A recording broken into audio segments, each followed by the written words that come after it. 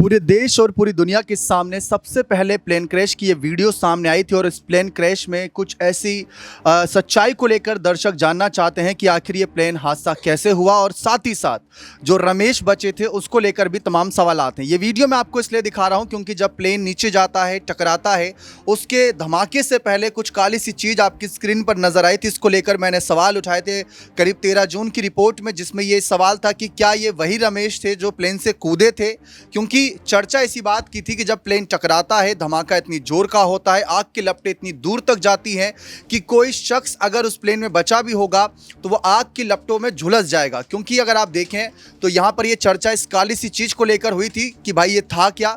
फिर उसके बाद जो ये धमाका होता है ये आप देख सकते हैं कितनी दूर तक ये लपटें गई थी।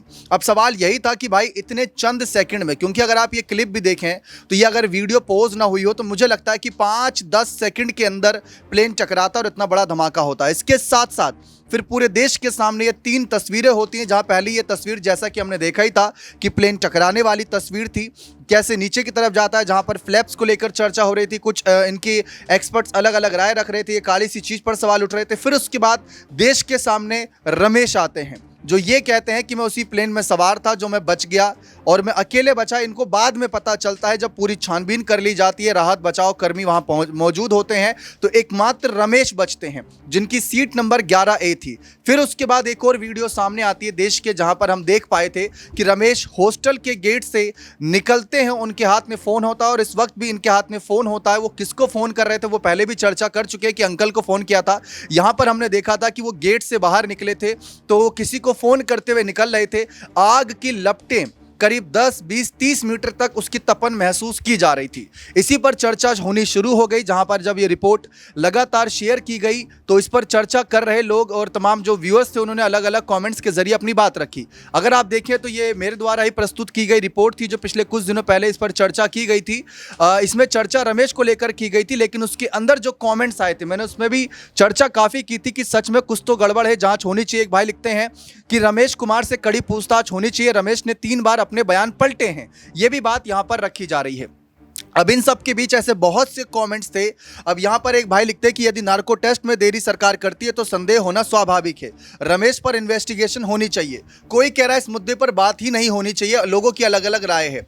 ये कल की तस्वीरें हैं जब रमेश अपने भाई के अंतिम संस्कार में शामिल हुए थे, जो इनका भाई इनके साथ उसी प्लेन में बगल वाली सीट, जिसका सीट संख्या 11J था, वहां पर मौजूद थे।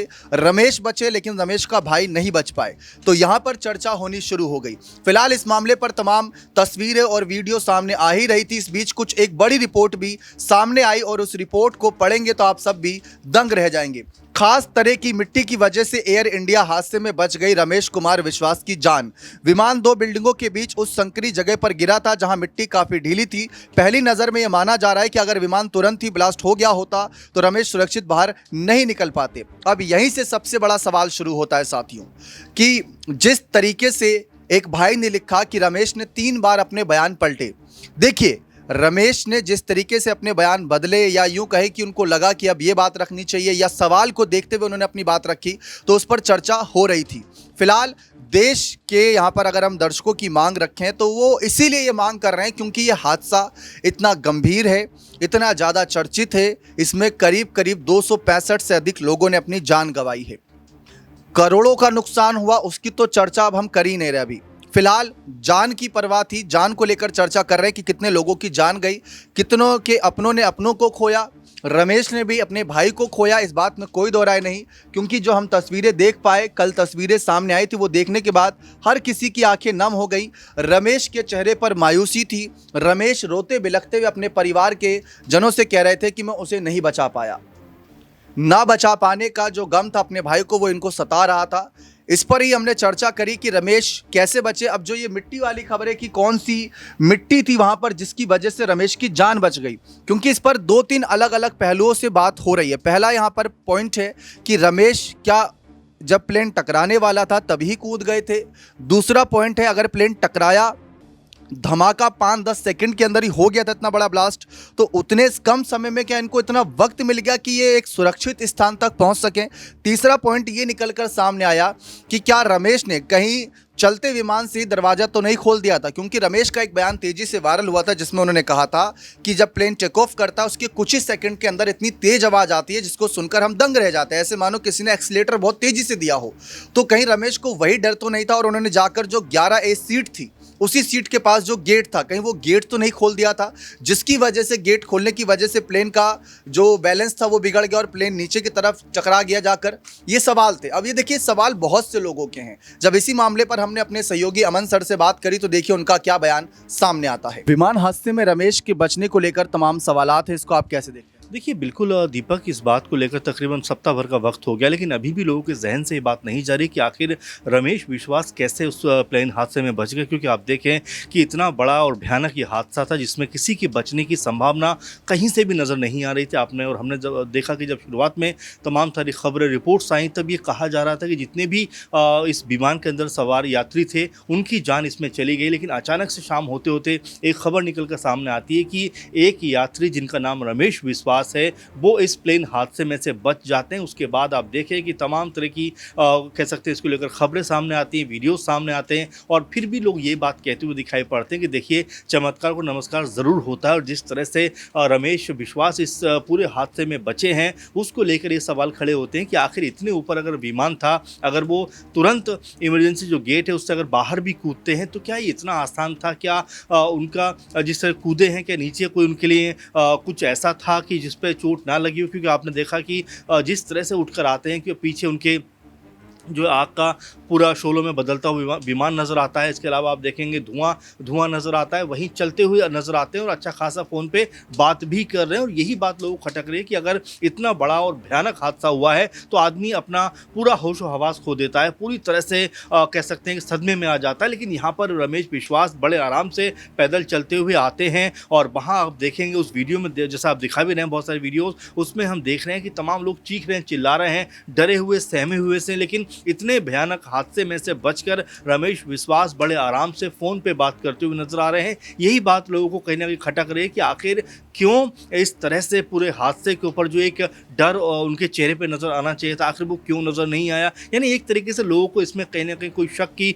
गुंजाइश नज़र आती है कि अगर रमेश विश्वास जिस तरह तेज़ी के साथ में कूदे तो क्या और भी कोई यात्री कूद सकता था। तो ये ऐसे सवाल हैं जो लगातार निकल के सामने आ रहे हैं। हमने देखा कि तमाम दर्शक ये तो कह रहे हैं कि भाई रमेश विश्वास का नार्को टेस्ट भी होना चाहिए ताकि जो भी कहीं गुंजाइश बन रही है। क्योंकि आपने देखा कि जब आर्यन को लेकर तमाम सारी खबरें सामने आती हैं कि उन्होंने कैसे वीडियो बनाया, उसी वक्त वो क्यों छत के ऊपर मौजूद थे और कितने कह सकते हैं कि अचानक से इस तरह का वीडियो बनाना और इतने प्रोफेशनल तरीके से बनाना, यानी उनको लेकर कई तरह के सवाल खड़े हुए थे। पुलिस ने बाकायदा उन्हें बुलाकर पूछताछ भी की। तो लोग यही कहते हैं कि भाई जब आर्यन से पूछताछ हो सकती है तो रमेश विश्वास से भी पूछताछ होनी चाहिए कि अचानक जो इस बड़े हादसे से वो बचे हैं और जिस तरह से वो बाहर निकल कर आए हैं, क्या वाकई में वो एक चमत्कार है। क्योंकि इसमें से बचना मेरे ख्याल से आप भी समझते हैं, हम भी समझते हैं, तो तमाम दर्शक भी हमारे समझते हैं कि जब उसमें से कोई व्यक्ति नहीं बचा तो आखिर रमेश विश्वास का बचना कई तरह के सवालों में आ जाता है कि दीपक की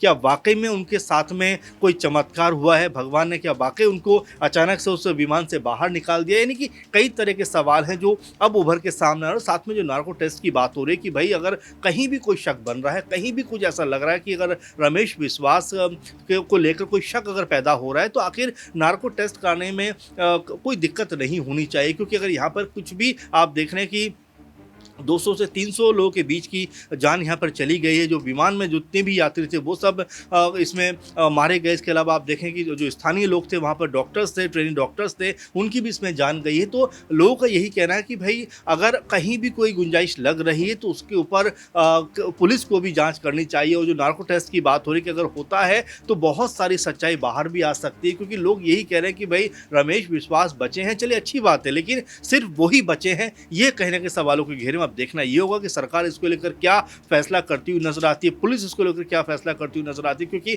कल भी हमने देखा कि रमेश विश्वास जब अपने भाई के अंतिम संस्कार में थे तो वहाँ जोर जोर से रोते हुए नजर आ रहे थे, बहुत उदास थे, बहुत गमगीन थे। लेकिन फिर भी लोग यही बात कह रहे हैं कि चलिए उनके इस हादसे में उनका भाई भी कहीं ना कहीं मृत्यु उनकी हुई है, लेकिन उसके बावजूद भी अगर रमेश विश्वास का अगर एक नार्को टेस्ट हो जाता है तो जो कुछ भी शक यहाँ पर बनता हुआ दिखाई पड़ रहा है वो खत्म होता हुआ नजर आएगा।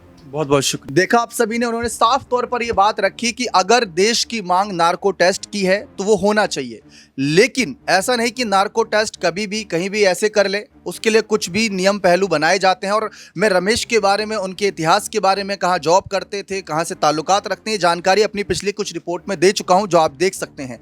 अब फिलहाल बात आती है इस मिट्टी की जिसकी हम चर्चा कर रहे थे कि क्या सचमुच वहाँ पर ऐसी मिट्टी थी कि वो गिरे और चोट खरोच आई लेकिन आग से भी बच गए। अब जरा यहां पर पढ़ते हैं तो यहां पर लिखा है कि अहमदाबाद विमान हादसे में विश्वास कुमार रमेश नामक शख्स का जिंदा बचना किसी चमत्कार से कम नहीं माना जा रहा।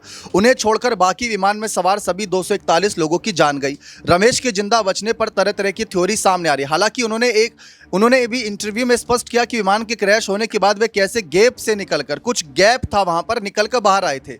अब मीडिया रिपोर्ट्स के मुताबिक सूत्रों से हवाले पता चला है कि विमान जहां क्रैश होकर गिरा वहां मिट्टी ढीली थी और उसकी वजह से ही विश्वास की जान बच सकी। जब तक विश्वास विमान से बाहर निकलते तब तक उसमें आग भी नहीं लगी थी। ये सब कुछ चंद सेकंड के बीच में ही हुआ। अब देखिए, वीडियो देखें तो पता चलता है कि सब कुछ बहुत जल्दी में हुआ, लेकिन इस चंद सेकंड में विश्वास का बाहर आना किसी को विश्वास नहीं हो रहा। इस पर शीर्ष सूत्रों ने विश्वास कुमार रमेश के चमत्कारी रूप से जिंदा बचने के पीछे की वजह बताई। विमान 2 बिल्डिंग के बीच उस संकरी जगह पर गिरा था जहां मिट्टी काफी ढीली थी। पहली नजर में यह माना जा रहा है कि अगर विमान में तुरंत ही ब्लास्ट हो गया होता तो रमेश सुरक्षित बाहर नहीं निकल पाते। ऐसे में अब उनके बचने का क्रेडिट काफी हद तक उस जगह को दिया जा रहा है जहां उनका विमान गिरा था। उस मिट्टी की वजह से गिरने पर पड़ने वाले प्रभाव का बल काफी कम हो गया और उनकी जान बच सकी। अब देखिए, यहां कोई कह रहा है कि मिट्टी पर विमान गिरा, कोई कह रहा है बिल्डिंग से टकराया। अब इसी पर ही कंफ्यूजन यहां पर पैदा हो रही है।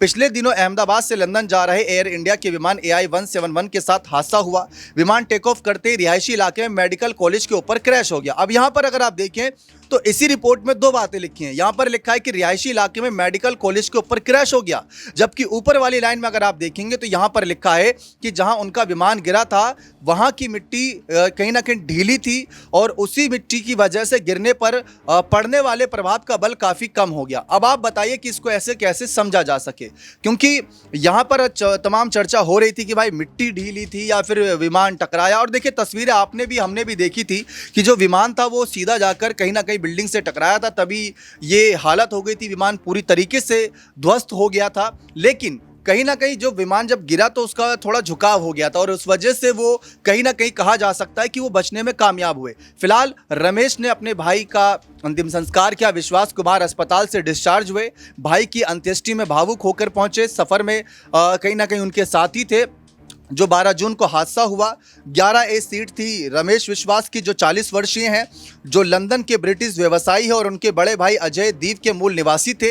वे केंद्र शासित प्रदेश दीव में अपने परिवार के साथ समय बिताने के लिए लंदन लौट रहे थे। विश्वास ने बताया कि उनकी सीट 11A विमान के बाईं और आपातकालीन दरवाजे के पास थी, जिसके कारण वे दुर्घटना में बच गए। तो ऐसे में बहुत से लोग अलग अलग तरीके से सवाल उठा रहे थे, लेकिन फिलहाल रमेश का बचना किसी चमत्कार से कम नहीं था। सोशल मीडिया पर वायरल एक वीडियो में साफ तौर पर देखा जा रहा है कि रमेश रोते बिलखते नजर आ रहे हैं, काफ़ी भावुक नजर आ रहे हैं। चर्चा हो रही है कि भाई रमेश ने भी अपनों को खोया है, रमेश ने भी अपने भाई को खोया है, जिस भाई के साथ अहमदाबाद से लंदन तक का सफ़र तय करने वाले थे। परिवारजनों से बात करी थी प्लेन टेक ऑफ करने के बाद, और जब प्लेन क्रैश हुआ तब भी उन्होंने अपने परिवारजनों से ही बात करी थी, जो हमने वीडियो में देखा कि उनके हाथ में मोबाइल फ़ोन था। ऐसे में इन्हीं तमाम चर्चाओं के बीच सवाल भी कई सारे लोगों के मन में। और देखिए, जैसा कि हमने अमन सर को भी सुना था, तो उन्होंने साफ कहा कि अगर देश की मांग है और देश की अगर 1% जनता को भी ये लगता है कि इस पर जांच होनी चाहिए, क्योंकि जब 17 साल के लड़के से पूछताछ हुई तो इस मामले पर यहाँ पर रमेश से भी बातचीत होनी चाहिए, पूछताछ होनी चाहिए। अब देखिए, मैं आपको बता दूं कि रमेश से प्रधानमंत्री नरेंद्र मोदी खुद गए, बातचीत किए, गृह मंत्री अमित शाह भी गए, बातचीत किए, मतलब मुलाकात की, उनका हालचाल जाना।